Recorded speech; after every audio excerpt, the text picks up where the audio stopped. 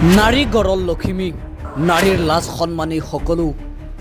লাখ লাখ ছোৱালী doctor nurse হৈ আছে, তথাপিও আল্ট্ৰাচাউণ্ড কৰোঁতে কাপোৰ নোহোৱা অৱস্থাত এজন পুৰুষে চাবলগীয়া হৈছে। চেকআপ পুৰুষে কৰি আছে।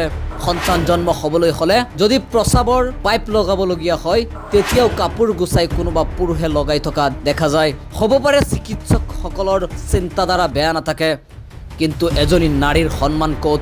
এজনী নাৰীৰ কাপোৰ সলনি কৰিবলৈ নিজৰ স্বামীক সিফালে ঘূৰি দিয়ক বুলি কয়, তেনেহ'লে এজন অচিনাকি পুৰুষৰ আগত কেনেকৈ কাপোৰ খুলিব?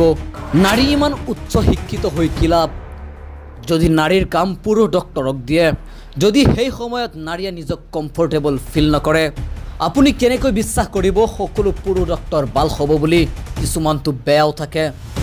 অপাৰেশ্যনৰ সময়ত পুৰুষ ডক্টৰ হওক, কোনো কথা নাই, অন্তত আল্ট্ৰাচাউণ্ড বা সৰু সৰু ক্ষেত্ৰত অলপ হ'লেও সলনি কৰাৰ প্ৰয়োজন। এনেকুৱা নিয়ম হ'ব লাগে, এজনী নাৰীৰ চেকআপ অকল এজনী নাৰীয়েই কৰিব পাৰিব। পুৰুষ ডক্টৰে ৰিপৰ্ট চাওক, বাকী সকলো কৰক, অকল বিনা কাপোৰত যাতে কোনো পুৰুষৰ চকু নপৰে। নাজানো আমাৰ এই প্ৰতিবেদনটো কোনে কিমান গুৰুত্ব সহকাৰে লয়, কিন্তু কথাটো বহুত গুৰুত্বপূৰ্ণ।